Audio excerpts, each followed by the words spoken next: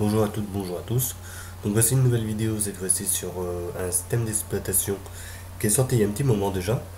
Et donc il s'agit de Sparky Linux, qui est un système d'exploitation qui nous vient de Pologne. Alors comme on peut le voir, donc on a le logo, c'est à partir d'une base de Debian. Et c'est ce que nous allons voir tout de suite, donc le système. Par contre sur ce Debian là, il s'agit de la Debian en cours de test, c'est-à-dire ce qui est en permanence écrite. Donc voilà, donc comme il s'agit d'une version de test, c'est possible qu'il y ait quelques bugs, que tout ne soit pas totalement fini. Et par contre, on a une chose de sûre, c'est que tous les logiciels seront mis à jour automatiquement. Voilà. Donc c'est ce que l'on voit ici.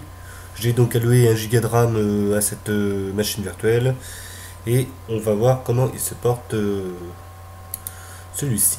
Voilà, donc déjà la page de login.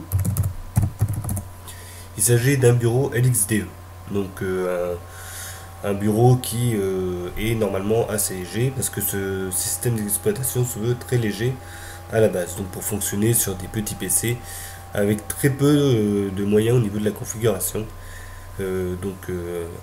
Un système très léger. Voilà. Voilà, donc là on vient de le voir s'allumer. Donc en bas on a un doc qui recense quelques logiciels qui sont déjà préinstallés à l'intérieur. Et en haut donc la barre des tâches avec le menu, l'heure sur la droite. Ici la gestion des bureaux.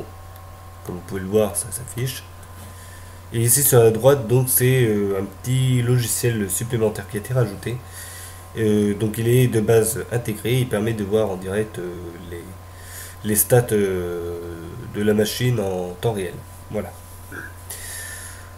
Que dire de plus? Pas grand chose. Pour le moment, on va directement voir justement sur les performances, vu que normalement c'est censé être un système d'exploitation léger et qui devrait normalement fonctionner sur des machines avec, on va dire, très peu de moyens au niveau de la configuration. Voilà. Donc là, ce qu'il y a, c'est qu'on a quand même quelques petits trucs qui sont marqués, mais on n'a que 20%. Bon, ça c'est limite. Et là, on se rend un peu plus compte. Voilà. Donc là, je suis évidemment à vide, il n'y a rien d'allumé. On a actuellement 200 mégas de mémoire vive d'installer, non plutôt d'utiliser, pardon, en temps réel. Voilà. Alors, il y a un petit truc que j'ai fait parce que en l'installant, on a directement Iceweasel, donc le clone direct de Firefox pour Debian.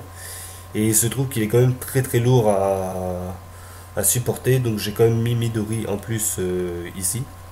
Ce qui me permet d'avoir un navigateur très léger et de pouvoir bénéficier justement de ce système qui normalement est léger et d'éviter de consommer trop de mémoire. Voilà. On va voir tout de suite le menu, donc un menu totalement classique. Jusque là, rien de nouveau. Voilà. Donc là après sur les accessoires, bon, on a donc Conquis, c'est ce qu'il y a sur la droite là, ici. Voilà, avec marqué les données en temps réel de la consommation et tout. Et c'est un petit logiciel qui permet de rajouter justement sur le bureau alors des vignettes ou des gadgets comme vous voulez. Ça s'affiche et c'est assez léger, donc à porter, il n'y a pas de souci. Voilà. Donc sur les quelques petits trucs que l'on a l'habitude de connaître, donc tout ce qui sert pour les clés USB, donc pour les formater, la calculette, pour prendre des notes. Pareil, donc là c'est un éditeur de texte. Le terminal. Donc comme on est sous LXDE, bien évidemment c'est LX Terminal, mais c'est exactement la même chose. La partie administrateur, une visionneuse d'images. Ça c'est le doc qui se trouve ici en bas. Voilà. Gestionnaire d'archives et là pour graver des CD. Accès universel. Bon bah là on a un petit clavier virtuel. Là on va éviter, c'est un petit peu le bazar ici, donc on va éviter. La suite bureautique, donc on a directement LibreOffice de base installé, donc vraiment très bien, il n'y a pas de souci. C'est la suite que l'on a l'habitude d'avoir au niveau des systèmes d'exploitation Linux en général. Dans les graphismes, on retrouve justement le logiciel GIMP ou GIMP, à vous de voir. Et ça nous permet donc d'avoir un bon éditeur d'image très complet et tout, qui ressemble un petit peu à Photoshop, si je puis dire. Donc là-dessus, voilà. De quoi afficher les images. Donc voilà, display pour afficher. Là pour scanner les documents, visionneuse de documents ou de PDF. Et là c'est, bon bah je vais pas tester, hein, c'est normalement pour afficher ce qui se passe à la webcam. Donc c'est intégré à l'écran ou à l'extérieur. Alors après j'ai pas été voir si on peut enregistrer ou pas, bon bah ça, c'est ce qu'il y a dedans. Voilà. Donc la partie internet, donc là on a un petit logiciel qui permet de gérer nos comptes Twitter. Iceweasel, donc c'est ce que je vous disais tout à l'heure, donc le fameux Firefox, bon il a été renommé mais c'est comme ça, qui fonctionne sous Debian. Là la messagerie, donc alors c'est Thunderbird pour normalement la partie Mozilla, et là c'est IceDove, le nouveau nom. Alors ça c'est la messagerie instantanée, et le fameux Midori que j'ai rajouté en plus, un logiciel, donc non plutôt un navigateur internet très léger que j'apprécie tout particulièrement pour justement ce genre de système d'exploitation, malgré que Firefox soit vraiment très bien. Voilà, donc là, bon, bah, là c'est BitTorrent. Voilà, on évite de trop en parler. Et là, pour chatter. Voilà. Côté jeu, bon, on a quelques jeux qui sont déjà préinstallés. Bon, bah, voilà, Play on Linux, c'est tout simplement pour installer normalement des logiciels qui fonctionnent sous Windows ou des jeux. Mais bon, c'est pas ce qui fonctionne le mieux, c'est de la pure virtualisation de logiciels sur du Linux. Voilà. Bon, les outils système, bon bah ça c'est voilà, c'est tout ce qui permet de configurer la machine et tout. Le son, donc là on a un lecteur de vidéo, de quoi gérer le son. Le lecteur multimédia, bon VLC qui est très connu, et GNOME Player c'est un peu pareil, c'est les mêmes. Radio Trace, j'ai pas testé, mais on va le mettre en marche. Voilà. Ensuite, on a un lecteur pour YouTube, donc qui permet de rechercher des vidéos. Alors après, est-ce qu'on peut les télécharger ou pas, ça je sais pas. Et notre fameux graveur de CD ou DVD, voilà.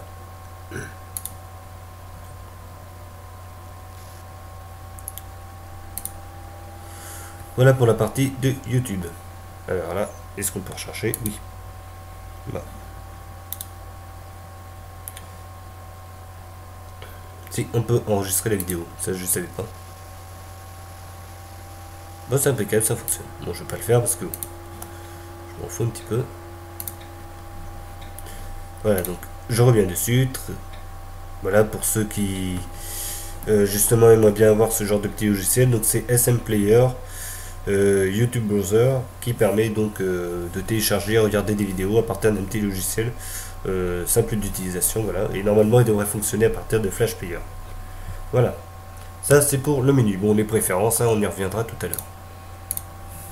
Ici on a un petit logo qui est donc le logo du système d'exploitation Sparky.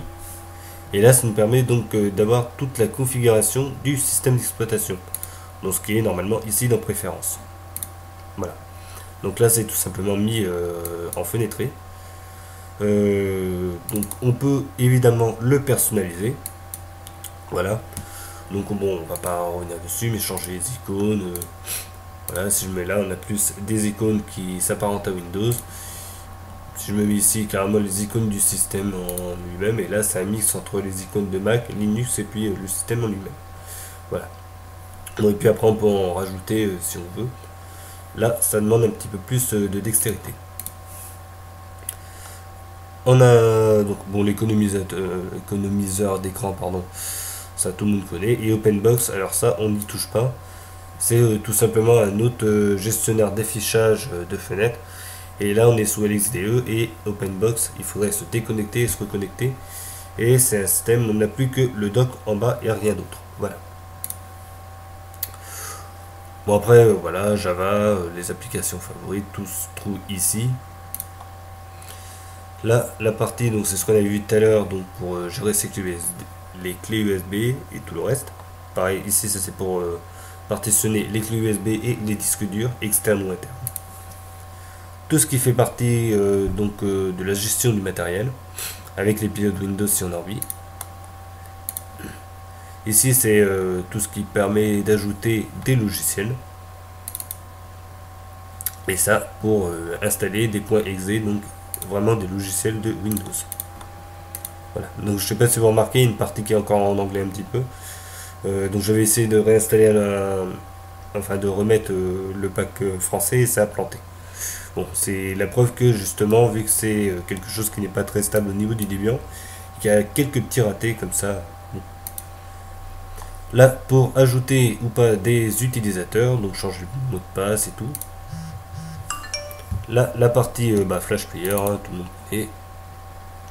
Voilà, ça gère toutes les parties animation au niveau du Flash. Voilà. Et je crois qu'on a fait à peu près le tour. Bon, maintenant il est temps de voir ce que ça donne sur une petite machine. Donc là, ce que je vous disais, donc IceWizard, je vais justement le lancer pour voir ce qu'il vient de faire. Parce que ce qui serait bien, c'est de pouvoir quand même utiliser ce système d'exploitation sur des vieilles machines, des vieux XP fonctionnant encore sous du 512 de RAM, 512 mégas de RAM, ce serait quand même pas mal.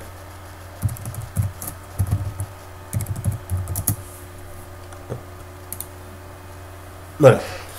Donc là, j'ai lancé juste une recherche, on est carrément à 500 mégas de RAM utilisé, donc quasiment 300 mégas de récupérer, c'est vraiment beaucoup. Juste pour avoir affiché juste ça. Imaginez, bon voilà, je suis sur Midori, et puis l'autre. Je vais voir la météo, allez hop, 3 onglets. Et là c'est bon, on a explosé la RAM. Voilà, donc on va attendre qu'il se calme un petit peu, le bestiau. Donc voilà, donc c'est pour ça que ce qui est pas mal, c'est d'utiliser un autre navigateur. Alors lui, on peut le comparer un petit peu à Safari, voilà, de Apple. Il est assez simple, là on peut rajouter des onglets. Voilà, non, c'est là. Voilà, météo. Hop. Comme vous voyez, on consomme déjà un petit peu moins de ressources. Pareil, si je vais sur YouTube,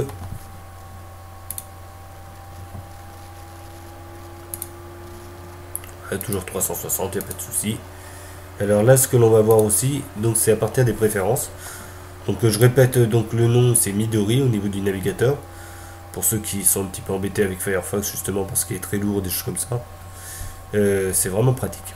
Ici on a donc la partie extension, on pourra en rajouter ou pas. Donc là on a activé, enfin j'ai activé plutôt le bloqueur de publicité. Ça me permet donc d'aller beaucoup plus vite sur internet et d'éviter d'avoir des fenêtres qui s'affichent de manière intempestive.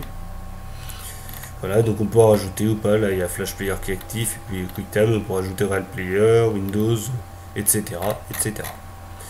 Donc à noter par contre que ce logiciel ne fonctionne pas sous Windows et il est disponible uniquement sur, alors que je ne me trompe pas, normalement c'est macOS et non Windows. Donc voilà.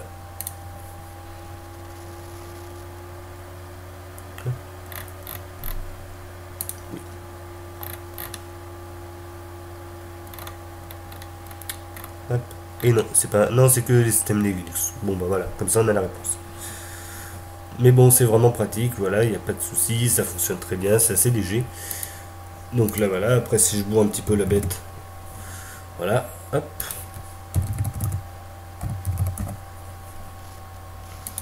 Et ici, on va aller chez les concurrents. Hop. Ah, Microsoft et Apple, ça c'est fait. Et là, comme vous voyez, là j'ai quand même ouvert 3 onglets. On récupère pas tant que ça, enfin on consomme pas tant que ça au niveau de la RAM. Ça va encore. Bon bah après si j'en rajoute. Au bout d'un moment, bien évidemment, ça va commencer à coincer un petit peu. Voilà. Voilà pour ça. Donc après, bon, je crois que J'ai fait à peu près le tour de toute façon. Donc là, j'ai pas dit, mais ça, s'il s'agit d'un petit pare-feu. Donc il va s'afficher normalement. Voilà. Donc qu'on active ou qu'on n'active pas. Bon, bah, j'ai pas. Ça, j'ai jamais eu l'occasion d'utiliser les pare-feux sous les systèmes Unix encore. Là, on va demander le mot de passe normal. C'est la partie pour installer les logiciels. Donc le gestionnaire de paquets synaptique. Il va s'afficher dans pas très longtemps. Il lui permet donc de manière assez simple de télécharger et d'installer des logiciels. Voilà la bête. On va le laisser charger.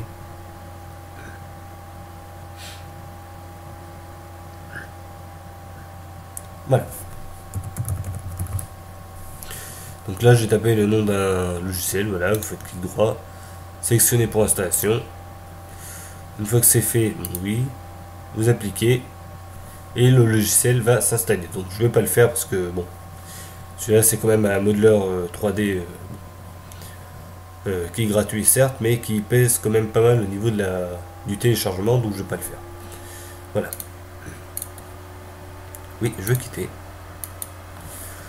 Voilà, que dire de plus? Ben, on va un petit peu charger au niveau de la RAM, voir si ça va encore. Alors j'ai lancé quoi? Oui, VLC, oui. Ça va s'afficher petit petit. Voilà. LibreOffice. Voilà, je écrire. Voilà, et GIMP. Pour faire un petit peu de traitement d'image.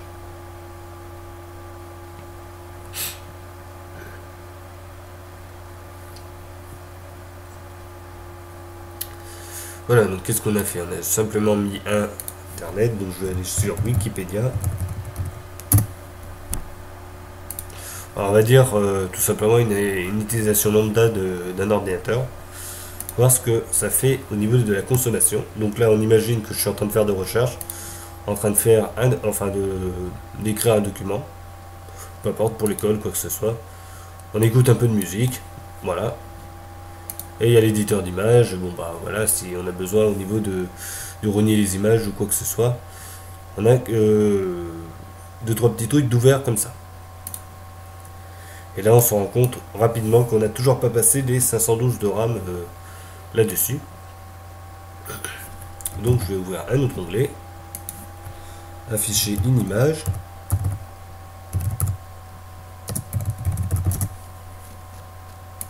Voilà.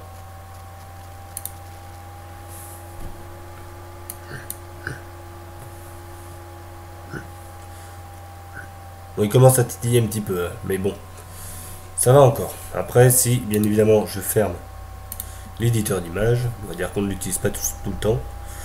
Voilà. 400 mégas de RAM, bon c'est correct. Voilà, donc là encore j'ai utilisé le lecteur multimédia VLC. On imagine qu'on lit des musiques et que voilà, en arrière-plan, on met en arrière-plan, on travaille, on fait ses documents, la musique est en marche, la radio, quoi que ce soit, et puis c'est pour ça que je fais ce test, pour savoir si je bourre un petit peu au niveau des logiciels, en lançant pas mal de logiciels, qu'est-ce que ça fait au niveau de la consommation réelle de la RAM. Parce qu'il faut savoir qu'une fois qu'on a passé, imaginons les 512 de RAM, ben on va se retrouver à utiliser le disque dur plus que prévu, et là ça va vraiment ralentir le système. Voilà. Donc après, il y a aussi autre chose qui peut être possible de faire, c'est rajouter une clé USB, la formater en disant, bah voilà, si vraiment la RAM est trop pleine, on met tout le reste dans la clé USB, mais c'est pas ce qui est le plus rapide. Et au bout d'un moment, la clé USB, elle meurt. Voilà. Bon, je crois qu'on a fait le tour de toute façon. Après, bon, que dire d'autre sur ce système d'exploitation? Pas grand chose. Si une chose quand même, faut savoir que si on l'installe sur un PC, ne pas oublier que c'est quand même une version de Debian qui n'est pas du tout stable. C'est toujours celle qui est en test jusque là. Donc après là je crois que c'est à 2.5 que j'ai pris au niveau de Sparky Linux, ou à 3.5. Et il y a de toute façon une version antécédente à Sparky Linux qui existe. Et il faut voir justement si elle est basée sur du Debian stable ou pas. Et si c'est le cas, bah, là on peut l'installer il n'y a pas de souci, surtout que l'installation elle se fait en mode graphique et c'est assez simple à faire. Voilà. Que dire d'autre? Bah, je crois que c'est tout. Au niveau des biens, bah, déjà c'est la faible consommation au niveau de au niveau de la RAM. Donc du fait que ce soit déjà un système d'affichage de fenêtres très léger, bon, donc on a ça qui nous permet d'éviter de consommer de trop. Et après, le seul petit point faible, ce serait éventuellement Firefox qui lui est malgré tout très lourd à supporter, c'est pourquoi j'avais quand même mis Midori dessus. Mais sinon, pour le reste, il n'y a pas de souci. Le seul petit bémol, après, c'est peut-être dans autre, il y a plein de choses qui sont bien évidemment installées. Et puis là, je vais vous faire défiler tout ça. Voilà. Donc on ne sait pas vraiment à quoi servent tous ces petits logiciels. Donc voilà, mais bon, il faut savoir que c'est dans le menu. Et si vous passez justement la partie haute, c'est le cas de le dire, on s'y retrouve de toute façon, il n'y a pas de souci. C'est assez simple d'utilisation en temps normal. Voilà. Après, au niveau de l'installation du logiciel, donc je vais montrer, il y a Synaptic où on peut télécharger des logiciels en format installable comme si on était sur du Windows ou quoi que ce soit. Voilà. Donc je crois qu'on a fait le tour. Ça, je vais le quitter. Pareil pour le système d'exploitation. Déco. Et voilà. Voilà, c'est fini pour cette présentation. Lui, il va s'arrêter. On se retrouve une prochaine fois pour une autre vidéo. En attendant, à bientôt.